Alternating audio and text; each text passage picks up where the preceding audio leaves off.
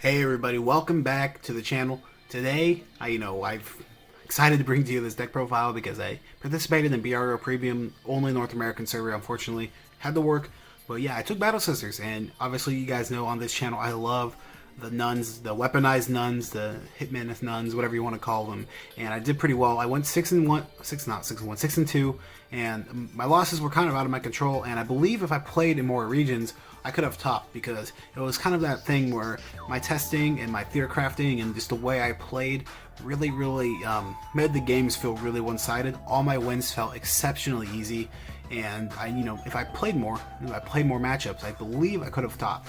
And that's really exciting, and it's really encouraging coming in out of such a big event, 293 players. It makes me feel like, yeah, if I keep on keeping on and I keep with my theory craft and testing, that it's going to work out. And obviously I want to share that with everybody watching this video. So let's just jump into it. Obviously we got the V starter and the Protect 1 because that's what we play. We play V starter and Protect 1. So obviously for grade 3s, I play 4 copies of Battle Sister Fromage and 4 copies of the Goddess of the Sun Amaterasu. So Fromage is super important for the fact that she's a Battle Sister name, and for the fact that she draws 2 when you ride her. So kind of like the way that the old Calico Momo deck ran the Otoko Sohime, where you draw 2 on ride, those extra resources for restanding your Momo is super important, because it makes a difference between having 8 cards in hand going into your opponent's turn and 5 cards in hand going into your opponent's turn. And that is huge, because if they don't die from your Momo and they only have like 2 cards in hand, sometimes they could kill you when you only have 5 cards in hand, and that could be really bad. But if you have those extra 3 cards, maybe a heal, maybe a couple grade 1s, that's the shield that you need to go into your next turn with getting ready to kill your opponent, so you don't have to sacrifice extra key pieces that you might need. And plus, Fromage being a Battle Sister, which means in tandem with Muffin, in tandem with the Heal Guardian, and in tandem with Momo, you're able to use a 0 damage Momo. Because the Heal Guardians just inherently play around damage denial. So that is really awesome. And it's one of the plays that this deck can make, which is very important. So, Goddess of the Sun, not much needs to be said about her. We all know what this card does in tandem with Magical Calico. When you reveal it, you give your Vanguard 30k and 3 crit off of Calico skill, or individually 10k and a crit.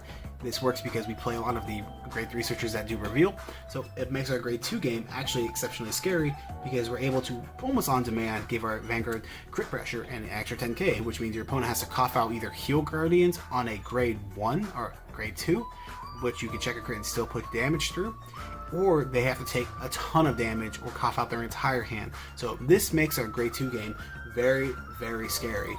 And why is our grade 2 game very scary? Well, that's because of the grade 2s we actually put in the deck, and they work super well. So I'm talking about 4 copies of Battle Sister Trifle, 4 copies of Battle Sister Choquette, and 3 copies of Battle Sister Macaron. I wanted to play 4, but obviously we're playing 3. So what these do in tandem with each other is they work on buffing each other and rearranging the deck so that you get the most out of each effect. So Choquette can obviously stack your Heal Guardians, they can obviously stack Goddess of the Sun Amaterasu, and you can obviously find your Fromage. Why is this important? So it's important because, first of all, whatever you see, it lets you know how to play the game. So if you see a Goddess of the Sun, you're going to call down your field, you're going to pressure them with that crit, you're really going to go in and try and kill them. If you see the Otoko Sohime, it means, yeah, I'm going to call down some different cards which give power when I check a crit. I'm going to use more Counterblast this turn because I can just heal off that Counterblast, and I'm going to maybe drop my entire hand because now I have the extra 10k for whatever amount of attacks they have, and I can just use this. So Trifle will also let you rearrange these cards. So say you hit Fromage off the effect, you can now rearrange it so that you can hit the Fromage off your Torrijos and then hit your heal or hit your whatever triggers, and they all work together in a really good way. And since these are all looking at the deck, now Macaron is going to get an extra 10k and just pressure your opponent exceedingly well. And this is such a very good and concise engine that it just works so well. And I'm not kidding. Grade 2 game is what won me probably 5 of my matchups today. And it's no small feat to just win out of these core, 11 cards. So yeah, not enough can be said about the Battle Sister Grade 2s, and not enough can be said about how they actually just impact this meta because a lot of decks want to play slow. So if you can really blitz them and really get them, high on damage, they can't survive Momo or Ichi. So going into grade 1s, we got 4 copies of the Battle Sister Torijas. Again, this card is exceptional for the fact that going second, it can reveal a trigger when it's using your effect after you use your starter effect. And why is this important now? Because we play copies of Battle Sister Casada. So when we want to play very, very aggressive and we get our draw and then reveal a trigger, we're like, okay, now I can call down Casada and really, really go at them. So now I can go into Torijas, reveal a trigger, call down Casada, and if it's a crit, I can force 3 damage or threaten 3 damage on turn 1.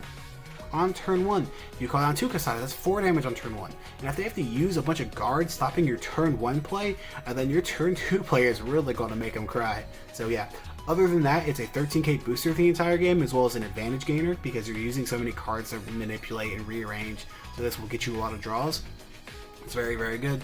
And obviously, other than the Casada, we have 2 copies of Panatone to finish out our Battle Sister count. This is just very good because it refunds our soul cost, because we do eat a lot of soul because we're playing 4 copies of the other grade 3 Searcher, and we're playing 4 copies of Choquette, and obviously Ichikishima and Fromage use the soul, so we do kind of want to refund that. And yeah, obviously the other 10k is very good, actually won me a game this weekend, but it doesn't come up as much as just needing the soul does. So we got 4 copies of Miko of Elegance Fumino. This card is, again, we play it so we can really, really focus on getting these Heal Guardians out, and we really like the Heal Guardians because our weakest matchups, which are Kagero, or were Kagero, I didn't lose a single Kagero this weekend, they really, really get stunted by the Heal Guardians. If you can find like 2 of them and you're sitting at low damage, because this heals the damage they deal to you. Say they want to like put you at high damage so then they could kill you with like 1 or 2 cross swings, you can just heal the damage off by using this and Choquette, and then be at like 1 for their cross turn.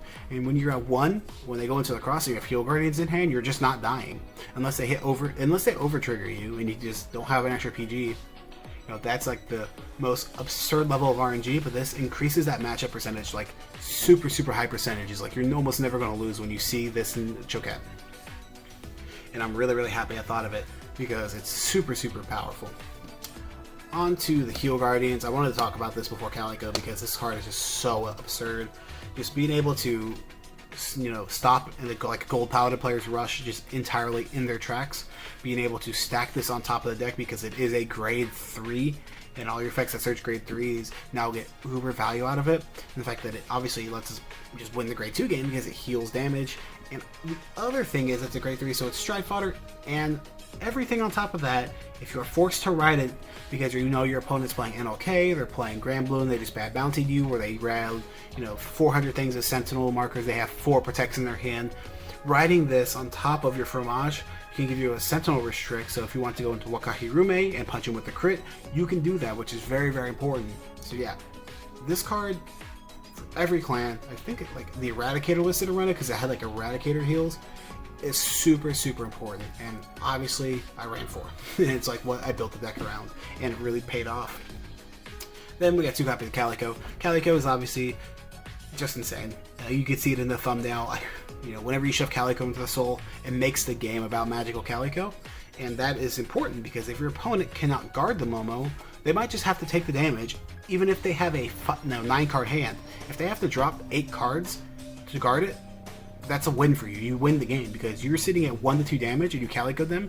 You're sitting at like 7 cards in hand with Sentinel, and they have to like do their entire turn to like 3 cards in hand. You know how hard that is to kill a Oracle Think Tank player from with 3 cards? Doesn't matter how much damage they have. 1 discard comes down, it tanks the game about it. And the other part, which is very important, is it compresses your deck. So when you search the Amaterasus out of your deck and you bind the cards, say you hit 1 trigger off the binds, you now compress 5 down and you only lost 1 trigger, and that's just very, very important. So yeah, you can hit a lot more crits when you use this card. So sometimes, I know it seems kind of troll, but sometimes you want to use 2 of them just to like thin your deck so you can hit more crits. So if you have like, say you're playing 3, which I would play 3 in a format without Kagero.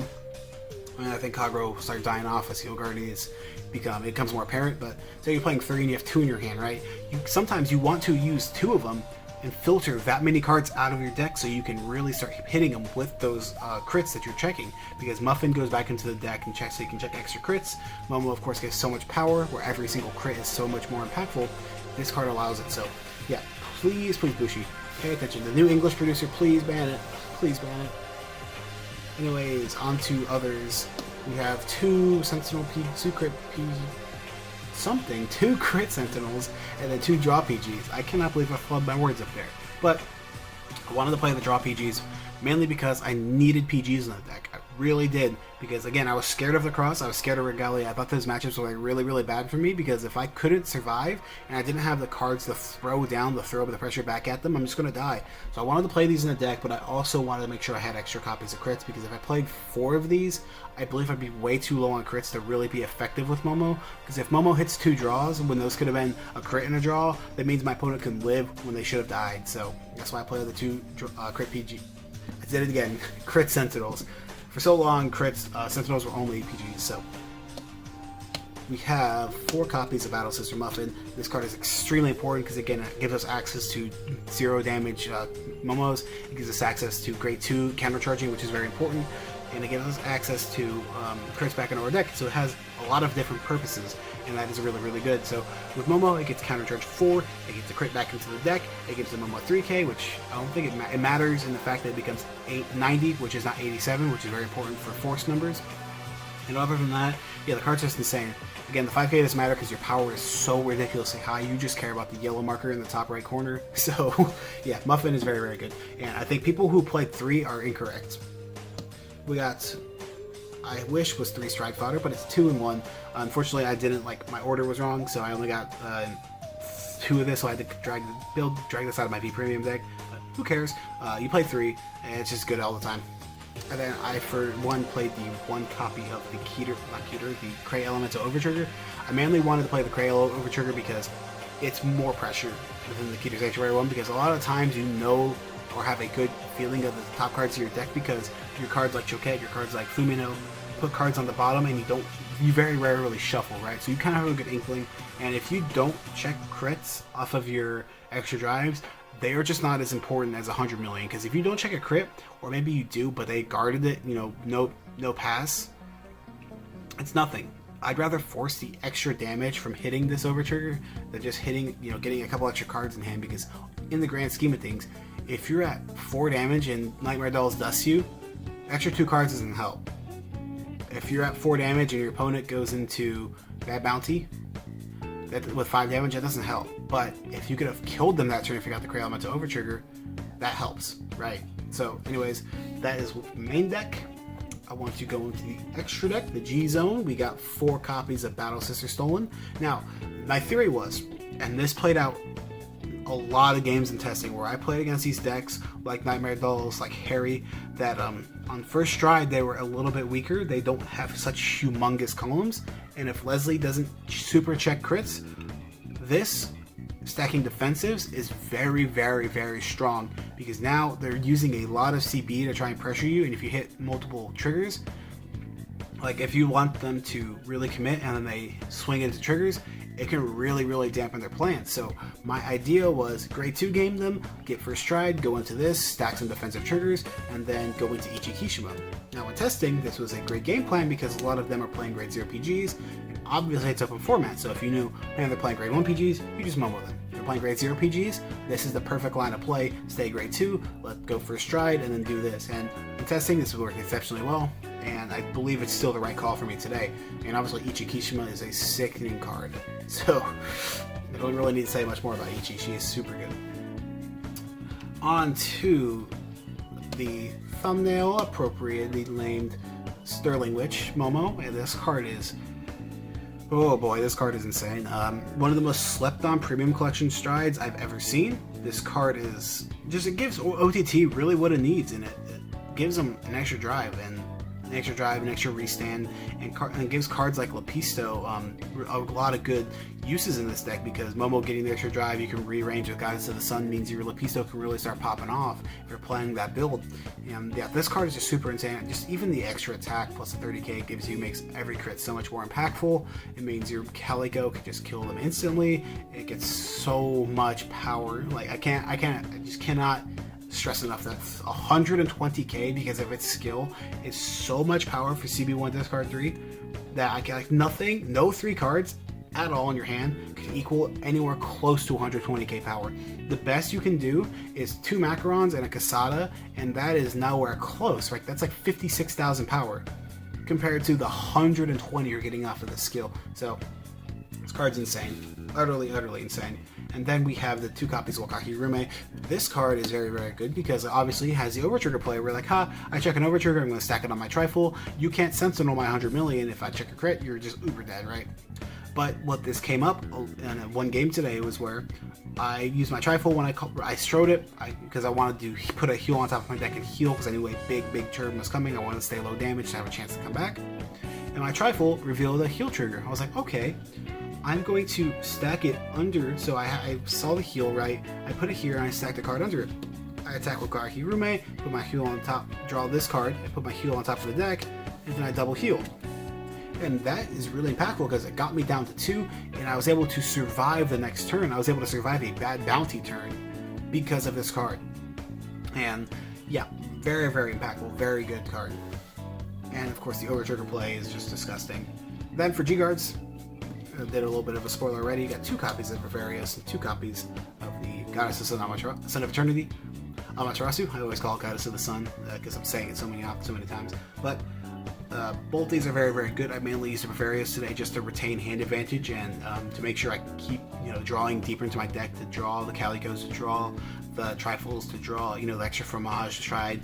I mainly went into this because a lot of times when they're using a lower cost, like a 15k or a 19k, this is sometimes better just throw down and check and try and filter into a defensive trigger. So you can okay, I'm going to draw a card, reveal, oh, it's defensive, I'm going to leave it on top. And then the rest of your turn, you have an extra 10k after you take the next damage, so it's worth pitching the heal. You could say the same for this, but it doesn't give you the draw, and it's a waste of a bigger shield, so I believe that's why I use this more than this weekend. Overall, they're both very, very good. So overall, the tournament went exceptionally well for me, and outside of the game, I got grade stuck on grade 3, which is kind of unfortunate, and outside of the DI player I played against who got the uber unbelievable sack, he had 1 copy of his grade 3s in deck, and he soul charged them all on his final turn, which was that's kind of unrealistic kind of stuff. So outside of that, everything I tested and all my theory crafting on different matchups and all my playtesting really came through. All my wins felt exceptionally easy. And I'm not saying that to kind of BM any of the opponents I played. A lot of my opponents I played against were very, very good players, but it's just the way I played the deck was able to generate me such an advantage, and that it played to the strengths of my cards super, super well. And I'm really glad that the way I play tested and the way I prepared for this tournament, worked out in the end. And playing against really good players like you play against at these tournaments really shows you your competence and your level of playing, because like again I said, the Pale Moon player I played against, he was an exceptional Pale Moon player, but he knew that the deck could not hang with me, so he had to concede. And even after the match, he's like, yeah, the way you play the deck was really good, and obviously there's not much I can do. I did my Nightmare Doll stuff, I found my combos, but obviously I'm playing a bunch of GR cards and a bunch of grade 3s. I can't guard, so you played it really well. So other than that, guys, for the tournament report section, round 1, I played Murakumo. I kind of just steamrolled that deck. It just doesn't have as good of aggro. And then I played against a Grand Blue player. I told you I got grade stuck on 3. I whiffed 3 grade 3 searchers, so that's a little unfortunate. And then I played against Dark Regulars. I told you how that matchup went. And then double Kagero. Again, I fished for a bunch of Heal Guardians. I had double Heal Guardian in hand for both the cross turns because I, played the cards that let me get them. And I was 1 damage, so I never died to either of them. Then I played against Shadow Paladin. Be able to grade 2 game them. He couldn't really ride up because he didn't have a very good hand. So even if he rode up in the Dragfall, I was just going to kill him with the Stride anyways. And then Dimension Police, which I was in my video where I was talking about all the matchups, the Battle Sister Premium guide. I talked about it was a very scary matchup, but I killed him before he could scale into the late game, which was really awesome. It was what I really wanted to do. I grade 2 gamed him, and I was okay, I'm going to go into Momo, and either he's going to have 3 PGs for the crits I'm going to check, or he's just going to discard his entire hand on Dieliner. And I killed him. And obviously the Nightmare Doll player, I actually went into Choquette, and both turns I was on Choquette, I checked a Goddess of Sun Amaterasu, so I was able to pressure him with 2 crits both those turns. And then he was at 3, and I used Panatone, and I put the Panatone in the soul, and I saw a crit, and put the crit on top. After I revealed a Goddess of Sun Amaterasu, obviously, and I swung in. I was like, okay, it's 24 2 crit, and he was at 3 damage. And he's like, okay, and he guarded for 30. He got it for I believe 40,000 because he needed 34 to guard, and so. I go, okay, Panatone gives extra 10k, right? And it's one to pass. He goes, yeah, that's fine. And I revealed the crit, and I killed him from 3 on grade 2. So, again, it's the way that you have to play when you're playing against these decks. So, other than that, I had a super fun time. I'm going to play BROV Premium again with Battle Sisters. This time, I won't be doing so hot because Battle Sisters is kind of on the struggle bus in the V format because you don't have access to a lot of the same tools that you do in Premium. But anyways, guys, other than that, thanks so much for watching. If you guys could like and subscribe, and I don't know if they still have the bell or whatever, but hit that because I'm going to be uploading a lot more content on this channel. I have a Spike Brothers deck list that I believe is going to be an exceedingly good deck coming into the new premium format 1 set 3 of Overdress is released. So other than that, guys, take care, have a good one, and have fun playing Vanguard.